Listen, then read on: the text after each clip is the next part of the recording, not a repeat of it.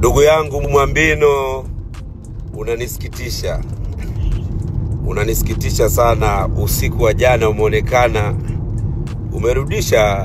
umerudisha majeshi kwa katoto kale. Unamchanganya mtoto wa Kizanzibari sasa.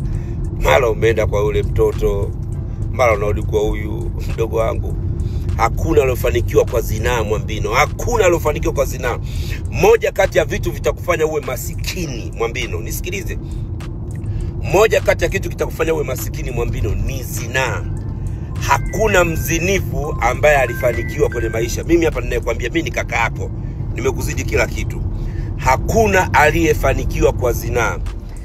Fuatilia maisha ya kaumu Lutu. Mungu aliinua ile nchi, kizazi kile akakipindua kichwa chini miguu juu.